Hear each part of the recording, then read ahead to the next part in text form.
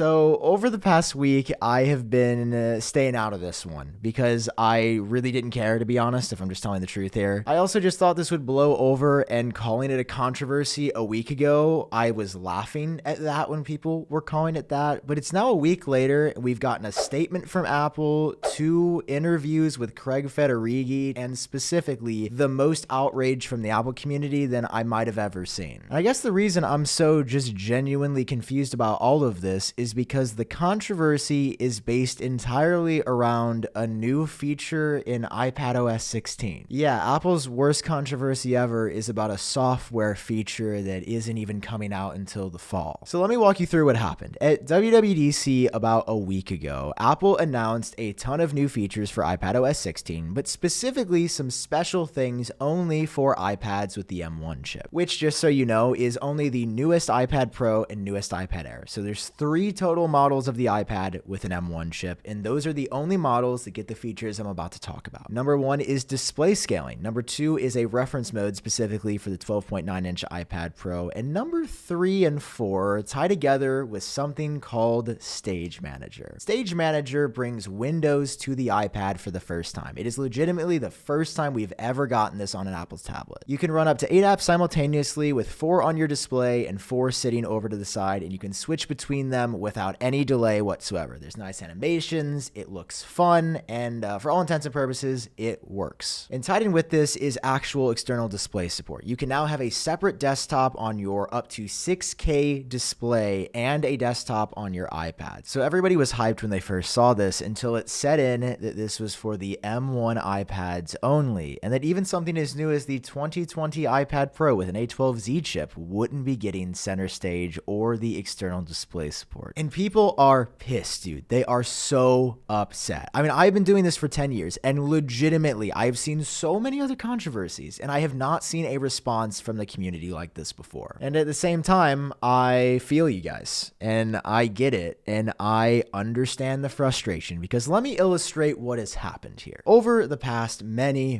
years of Apple trying to sell expensive iPads, they realized a really good way to do this was to call it a computer, because guess what costs over $1,000 or right at $1,000? A computer. And guess what? If you call an iPad at about $800 to $1,100 a computer, they make sense. So when Apple's been calling iPads computers for so many years, and then some serious computery features like windowing and external display support come, and all of these iPads that people have bought in the past just don't support it, you gotta understand where they're coming from. On the flip of that, guess who's been asking Apple specifically for features that take advantage of the M1 chip and justify that hardware on an iPad? That's me. I've been doing that. So now when they do it, they're probably a bit concerned or frustrated or confused why people are so upset. That's the first piece of this. The second is that Apple has spoiled us ridiculously with software updates on all their products, where phones and tablets that are years and years old still not only get security updates at the bare minimum, but also all of the newest features. And that's true in iPadOS 16 for all of the base iOS stuff in here. But now we're not getting these big features on anything but M1, and I, again, see why people are frustrated. There was the expectation that you buy an iPad called a computer in 2018, and you can use all the good stuff well into 2022. So we've laid the foundation now, but why keep these features, specifically Stage Manager, tied to the M1 chip when those old chips seemingly have enough power? I mean, the A12X and A12Z and the 2018 and 2020 iPad Pros, there's still an insane amount of power there. Well, let's look at what Apple has said, because just a couple days after this controversy started, I was actually shocked to see them issue a statement over on Twitter to actually a friend of the channel, Renee Ritchie. So here's a statement. Stage Manager is a fully integrated experience that provides all new windowing experience. What? What does that say? Stage Manager is a fully integrated experience that provides all new windowing experience.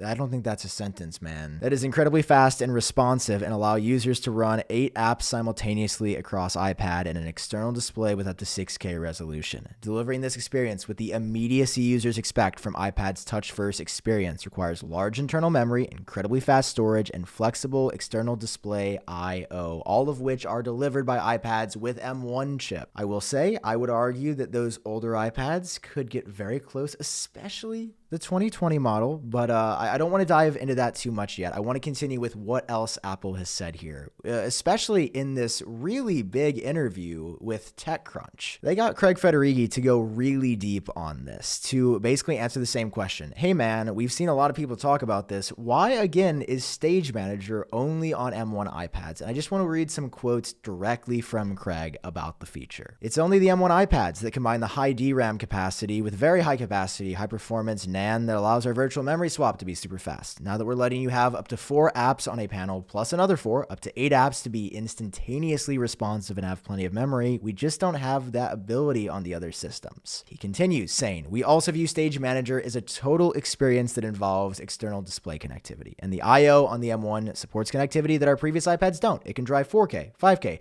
6K displays, and it can drive them at scaled resolutions. We can't do that on other iPads. Let me read the third quote here. We really designed Stage Manager to take full advantage of the M1. If you look at the way the apps tilt and shadow and how they animate in and out, to do that at super high frame rates across very large displays and multiple displays requires the peak of graphic performance that no one else can deliver. So in summary, when you put all this together, we can't deliver the full Stage Manager experience on any lesser system. I mean, we would love to make it available everywhere we can, but this is what it requires. This is the experience we're going to carry into the future. We didn't want to constrain our design to something lesser. We're setting the benchmark for the future. And here lies the real reason. Apple said a couple of interesting things, like take full advantage, a total experience, the full Stage Manager experience. When Apple introduces something, guys, how many times do they go halfway? I mean, it doesn't happen often. So when Apple shows Windows on the iPad for the first time, they don't want you to associate it with 2 windows on the base 329 iPad, or maybe up to 3 or 4 windows with no external display support on maybe the iPad Air 4th generation. No, they want you to see it in combination with the M1 chip that can objectively do more. So my point here is not to say that I agree with Apple. All I'm saying is that this is pretty standard behavior for Apple, and that this is not something wild or different or that should really be unexpected, because this is how Apple treats all of their products and features. Really, my only question that remained from this interview was, well, did Apple even try to use Stage Manager on older systems? And they answer that in a second interview with Forbes, where they say that exactly, that yeah, they did try it and it wasn't up to their standards, so they decided to only ship it on M1 because that's where the experience was the best. Here's the thing, guys. It's the second day of me working on this video. I didn't anticipate to be here today. This is why I'm still in like my jammies. And the reason I'm here is because I had to refilm the end of this video. Because in the initial ending that I filmed, I said that basically Apple was spot on. They had some great responses.